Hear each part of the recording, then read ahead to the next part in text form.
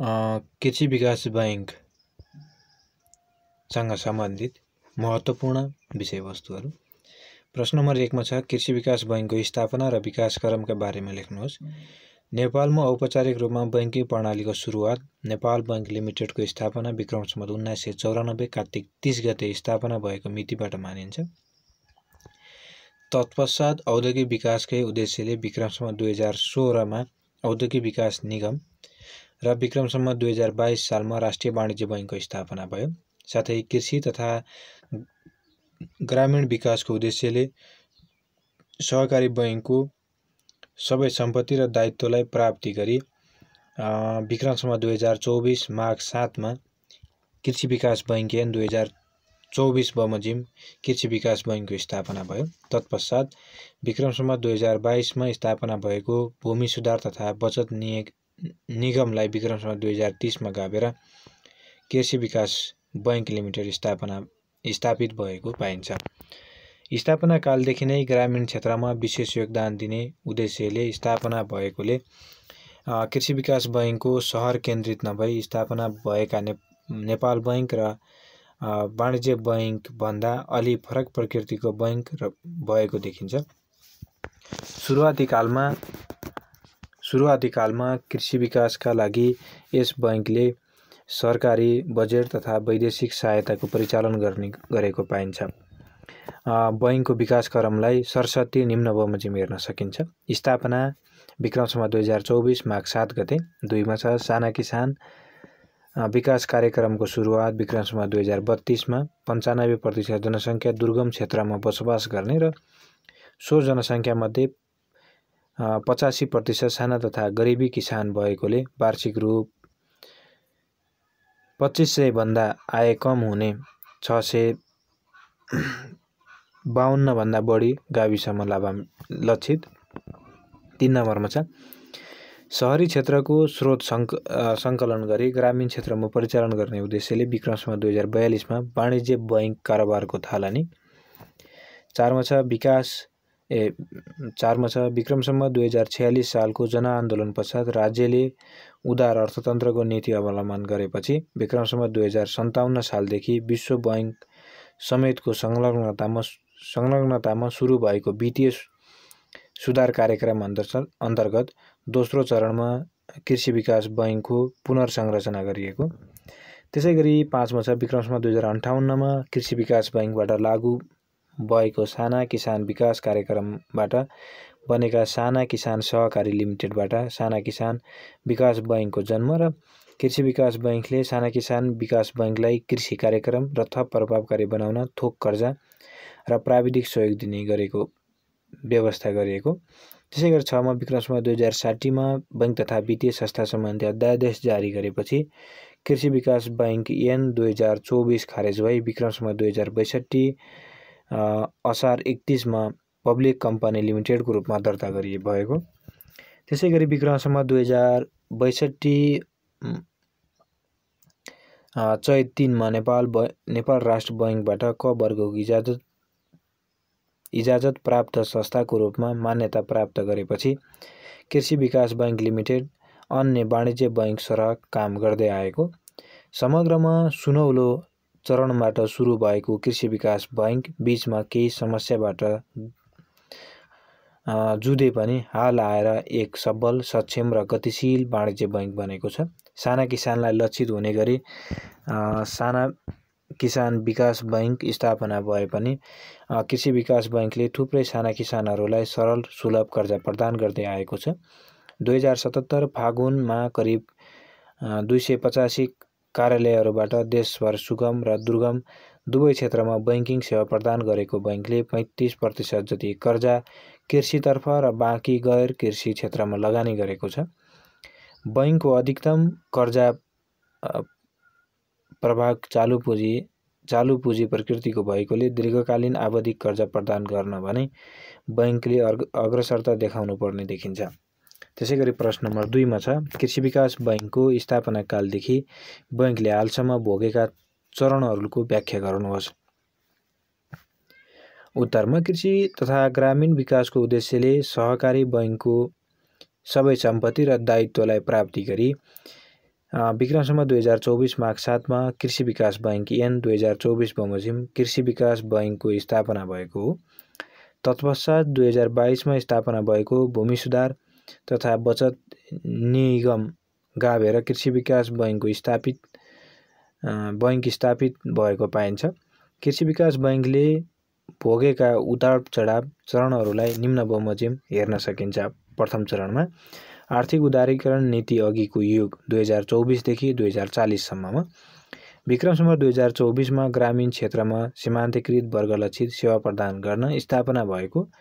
मूल उद्देश्य कर्जा विस्तार मात्र, सरकारको बजेट र विदेशी अनुदान गरिबी निवारण गर्नमा प्रयोग।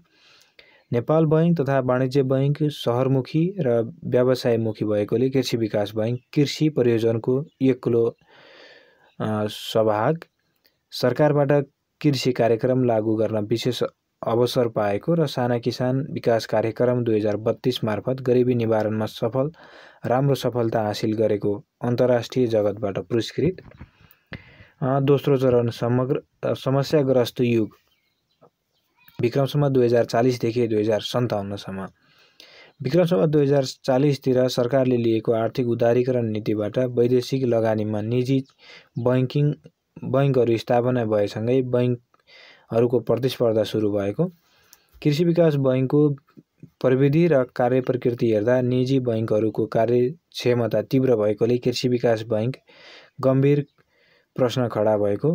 प्रजातन्त्रको पुनर्बहालीपछि सरकारले घाटामा गएका संस्थानहरूलाई सम्भावित अध्ययन गरी निजीकरण गर्ने नीति लिएसँगै विश्व बैंक समेतको सहयोगमा विदेशी विज्ञहरूबाट सम्भावित अध्ययन गरिएको।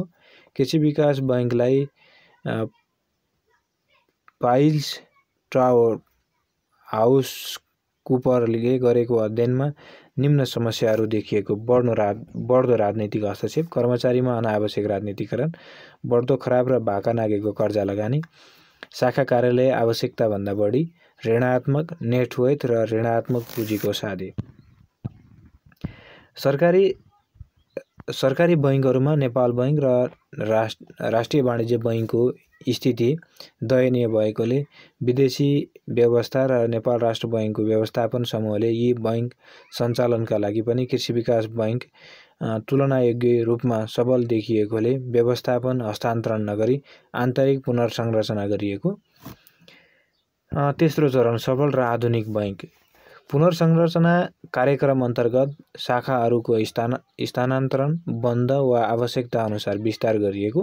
विक्रमसम्म 2062 मा कृषि विकास बैंक ऐन दर्ता भई सोही सालमा नेपाल राष्ट्र बैंकबाट क वर्गको मान्यता प्राप्त इजाजत पत्र संस्था भएको। कोर बैंकिङ सिस्टम प्रभावकारी रूपमा लागू गरिएको, जसमा EMIS सेन्ट्रल पेरोल द्वारा कारोबार नियन्त्रण, अनुगमन र सञ्चालन। आधुनिक बैंकहरूका पूर्वाधार mobile banking, remittance, RTGS, connect IPS आदिको सेवा कर्मचारी आवश्यकता अनुसार मात्र राख्ने प्रवृत्ति विकास गरिएको। कर्मचारीलाई आवश्यकता अनुसार तालिमको व्यवस्था, आन्तरिक नियन्त्रण प्रणाली बलियो बनाउन ICAAP कल, central business monitoring community, loan processing management community, central risk management community जस्ता संरचना निर्माण गरिएको। समग्रमा सुनौलो चरणबाट सुरु गरी भएको कृषि विकास बैंक बीचमा केही समस्याबाट जुझे पनि हाल आएर एक सबल, सक्षम र गतिशील वाणिज्य बैंक बनेको छ। साना किसानलाई लक्षित हुने गरी साना किसान विकास बैंक स्थापना भए पनि कृषि विकास बैंकले थुप्रै साना किसानहरूलाई सरल र सुलभ कर्जा प्रदान गर्दै आएको छ।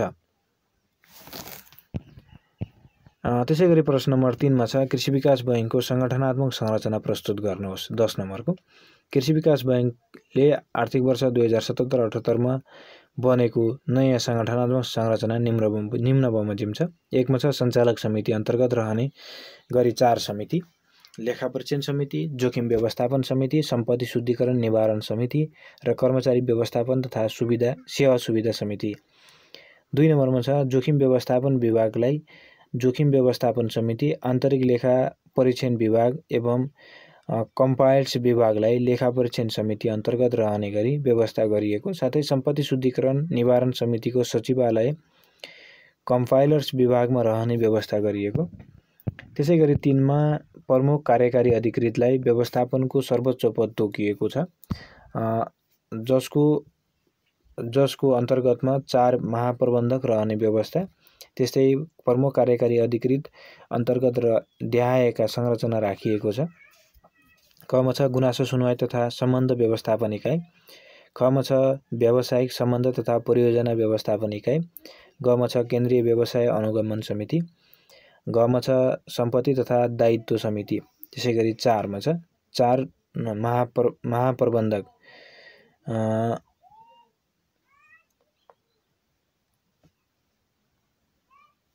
उपमहाप्रबन्धक, 4 उपमहाप्रबन्धक उपमप्र अन्तर्गत रहने विभागहरू निम्न छन्। कमा छ उपमहाप्रबन्धक प्रमुख कर्जा अधिकृत, योजना विभाग, कृषि तथा एमएसएमई विभाग, कर्जा तथा ट्रेड फाइनान्स विभाग। त्यसैगरी खमा छ उपमहाप्रबन्धक प्रमुख कर्पोरेट अधिकृत, कर्पोरेट विभाग, बैंकिङ, स्थिर सम्पत्ति व्यवस्थापन विभाग, कर्जा अनुगमन तथा असुली विभाग र सामान्य सेवा विभाग। त्यसैगरी गमा छ उपमहाप्रबन्धक प्रमुख वित्त अधिकृतमा ट्रेजरी विभाग, डिजिटल बैंकिङ विभाग, बजार तथा शाखा व्यवस्थापन विभाग, वित्त तथा लेखा विभाग, सूचना प्रविधि विभाग। त्यसैगरी घमा छ उपमहाप्रबन्धक प्रमुख जनशक्ति व्यवस्थापन अधिकृत, जनशक्ति व्यवस्थापन विभाग, कानुनी विभाग, आन्तरिक निरीक्षण तथा सुपरिवेक्षण विभाग र केन्द्रीय तालिम प्रतिष्ठान। त्यसैगरी 5 मा छ बैंकका प्रदेश तालिम केन्द्रहरूलाई केन्द्रीय तालिम प्रतिष्ठान अन्तर्गत प्रदेश कार्यालयहरूको समन्वय तथा रेखदेखमा समेत रहने व्यवस्था गरिएको छ। 6 मा छ प्रमुख कर्जा अधिकृतको संयोजकत्वमा कर्जा प्रभाव व्यवस्थापन समितिको व्यवस्था गरिएको छ। 7 मा छ प्रमुख वित्त अधिकृतको संयोजकत्वमा कम्पाइल्स कार्यान्वयन उपसमिति, पूर्वाधार विकास तथा कार्यालय व्यवस्थापन उपसमिति र आधुनिक बैंकिङ प्रविधि विस्तार अनुसन्धान तथा कार्यान्वयन उपसमिति व्यवस्था गरिएको छ। 8 मा छ त्यस्तै प्रमुख कर्पोरेट अधिकृतको संयोजकत्वमा खरिद उपसमितिको व्यवस्था गरिएको छ। 9 नम्बरमा छ 7वटा प्रदेशमा प्रादेशिक कार्यालय तोकिएको छ र प्रत्येक प्रादेशिक कार्यालयमा पूर्वाधार विकास तथा कार्यालय व्यवस्थापन उपसमिति रहने व्यवस्था गरिएको छ। 10 नम्बरमा छ त्यस्तै प्रत्येक प्रादेशिक तथा शाखा कार्यालयहरूमा रिलेसनसिप अफिसरको व्यवस्था गरी व्यवसाय विस्तार तथा मार्केटिङको व्यवस्था गरिएको छ। यसरी बैंकको एक मुख्य कार्यालय, 9 प्रादेशिक कार्यालय, 5 तालिम केन्द्र र 270 शाखा रहने गरी आर्थिक वर्ष 2077-78 का लागि कुल 285 कार्यालय रहने व्यवस्था छ र 2675 कर्मचारीको दरबन्दी कायम गरिएको छ। पुरानो सांगठनिक संरचनाभन्दा हालै संसदीय संरचना थप वैज्ञानिक र व्यावसायिक छ भन्न सकिन्छ। त्यसैगरी प्रश्न नम्बर 4 मा छ कृषि विकास बैंकको SWOT स्विट विश्लेषण गर्नुहोस्। 10 नम्बरको स्विट एनालाइसिसमा संस्थाको आन्तरिक सबल एवं दुर्बल पक्ष तथा संस्थाको बाह्य क्षेत्रमा पाउन सक्ने अवसर तथा चुनौतीको विश्लेषण गरिन्छ। स्विट एनालाइसिस रणनीतिक योजना बनाउने एक मुख्य विश्लेषणात्मक अध्ययन हो। कृषि विकास बैंकको स्विट एनालाइसिस निम्न बमोजिम व्याख्या गरिएको छ। सबल पक्षहरूमा 1 मा छ ठूलो पुँजी संरचना भएको, 2 मा बृहत कार्य सञ्जाल मार्फत सेवा प्रवाह गरेको, 3 मा छ 51% सरकारी सेयर स्वामित्व भएको बैंक, 4 मा छ बृहत सेयरधनी संख्या भएको, 5 मा छ कृषि तथा ग्रामीण क्षेत्रमा विशिष्टता हासिल गरेको, 6 मा छ विभिन्न दात्री निकाय तथा एजेन्सीसँगको सम्बन्ध स्थापित गरेको, 7 मा छ दिगो प्रतिफल लगानीकर्तालाई दिएको, 8 मा छ आधुनिक प्रवृत्तिको समायोजन गरी कारोबार गरिएको, त्यसैगरी यसका कमजोरीहरू छन् विकनेस। एकमा छ कर्मचारी खर्च उच्च रहेको र उत्पादकत्वमा कमी भएको। दुईमा छ निष्क्रिय कर्जाको अनुपात बजार औसतभन्दा माथि रहेको। तीनमा छ ब्याज दर अझै अन्य सरकारी बैंकभन्दा उच्च रहेको। चारमा छ कार्यालय खर्च कार्यालय र प्रविधि विस्तारमा कारण बढिरहेको। पाँचमा छ कर्मचारीमा पेशागत कार्य संस्कृतिमा सुधार आवश्यक। छमा छ नियमनहरूको परिचालनमा कमजोरी रहेको। त्यसैगरी सातमा छ कर्मचारी सक्सेसन प्लानको अभाव। त्यसैगरी अवसरमा अपर्च्युनिटीमा एकमा छ मौद्रिक नीति 2077-78 ले दिएको कृषि ऋणपत्र जारी गर्न सक्ने अधिकारको भरपूर सदुपयोग गरी व्यापक रूपमा कृषि कर्जा विस्तार गर्ने अवसर। दुईमा छ प्रविधिको अवस्था आधुनिक नवीनतम प्रविधि सहज र सरल रूपमा उपलब्ध हुने र सो मार्फत ग्राहकहरूको चाहना अनुसारको सेवा उपलब्ध गराउन सक्ने। तीनमा छ सरकारको कृषि कार्यक्रममा समावेश भई सोही ब्याज दरको स्रोत सङ्कलन गरी सहुलियतपूर्ण कर्जा विस्तार गर्ने अवसर। चारमा छ नेपाल राष्ट्र बैङ्कले प्रदान गर्ने पुनर्कर्जाको सुविधा लिए उत्पादक क्षेत्रमा लगानी गर्ने अवसर। पाँचमा छ राजनीतिक तथा कानुनी अवस्था स्थिर सरकार र आर्थिक विकासमा सरकारको प्रतिबद्धता र मझौला तथा साना र लघु उद्यमको विस्तार मार्फत रोजगारी वृद्धि गर्न सक्ने साथै सहुलियत कर्जा तथा कृषि क्षेत्रको व्यावसायीकरणमा कर्जा प्रवाह गरी व्यवसाय विस्तार गर्न सक्ने। यसका चुनौतीहरूमा एकमा छ ससाना कर्जाहरू धेरै भई सञ्चालन खर्च बढ्ने र सोका कारण अन्य बैङ्कहरूसँग आधार दर प्रतिस्पर्धाको चुनौती। दुईमा छ बजारको अवस्था दोस्रो त्रैमासिकदेखि तरलता प्राप्त असहजता हुने व्यवसाय विस्तारका लागि अस्वस्थ प्रतिस्पर्धा र ग्राहकहरूको चाहना तथा आवश्यकतामा परिवर्तन भइरहने। तीनमा छ राजनैतिक तथा कानुनी अवस्था ग्रामीण तथा कृषि क्षेत्रको विकासमा विगत 53 वर्षदेखि कर्जा तथा सेवा प्रवाह गर्दा अनुदान प्राप्त नहुनु र तथा सरकार स्वामित्वको बैङ्क भएकोले गैर नाफामूलक कार्यक्रम समेत सञ्चालन गर्नुपर्ने। चारमा छ प्रविधि अवस्था प्रविधिका परिवर्तन भइरहनु तथा साइबर क्राइमको चुनौती। यसरी कृषि विकास बैङ्कका विभिन्न सबल एवं दुर्बल पक्ष तथा अवसर र चुनौती पनि छन्। स्विफ्ट एनालाइसिस गरी उल्टो तरिकाबाट TOWS अर्थात् चुनौतीलाई अवसरमा बदल्न र दुर्बल पक्षलाई सबल पक्षमा बदल्ने प्रयास गर्न बैङ्कलाई आवश्यक छ। त्यसैगरी प्रश्न नम्बर 5 मा छ कृषि विकास बैङ्कको दूरदृष्टि ध्येय तथा उद्देश्य के छन् लेख्नुहोस्। 5 नम्बरको हो यो। उत्तरमा विक्रमसम्म 2024 माघ 7 गते सहकारी बैङ्क र त्यसपछि भूमि सुधार तथा बचत निगम गाभेर ग्रामीण तथा कृषिको मूलभूत विकासका लागि स्थापना भएको कृषि विकास बैङ्क विक्रमसम्म 2042 यता वाणिज्य बैङ्क कारोबार पनि गरिरहेको छ। साथै विक्रमसम्म 2062 असार 31 मा कम्पनी ऐनमा दर्ता भई विक्रमसम्म 2062 चैत 3 गतेदेखि नेपाल राष्ट्र बैङ्कबाट क वर्गको इजाजत प्राप्त संस्थाको रूपमा सम्पूर्ण बैङ्किङ सेवा प्रदान गरिरहेको छ। कृषि विकास बैङ्कको दूरदृष्टि ध्येय र उद्देश्य निम्न बमोजिम छन्। दूरदृष्टि दुर्गमदेखि सुगम क्षेत्रसम्म बृहत सेवा विस्तार गर्ने पूर्ण बैङ्क हुने।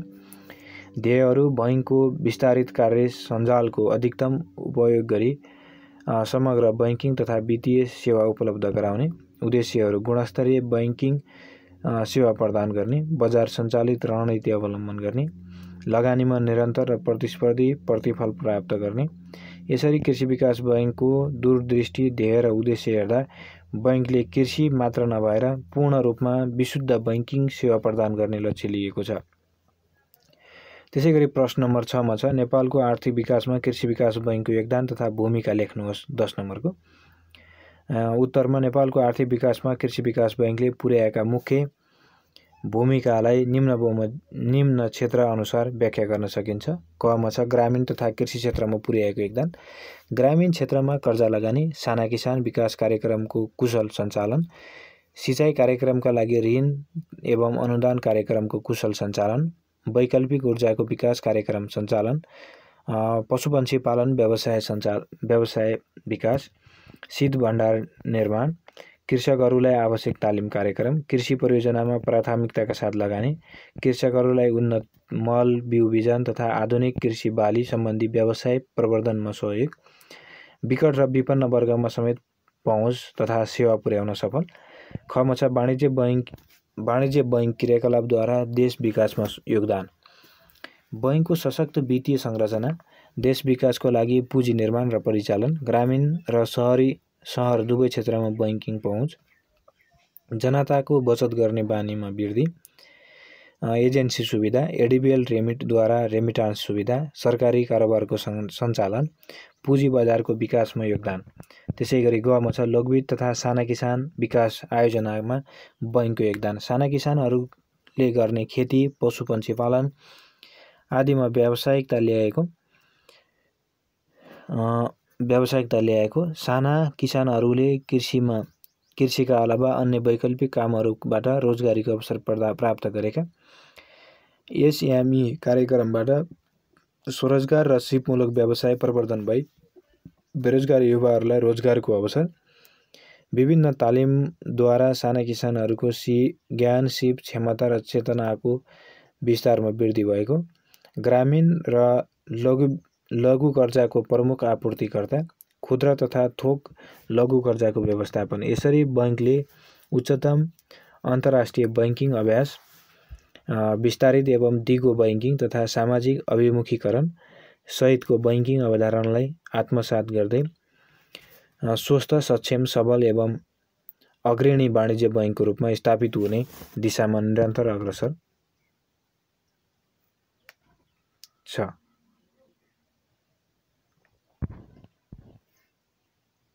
हस्त, धन्यवाद।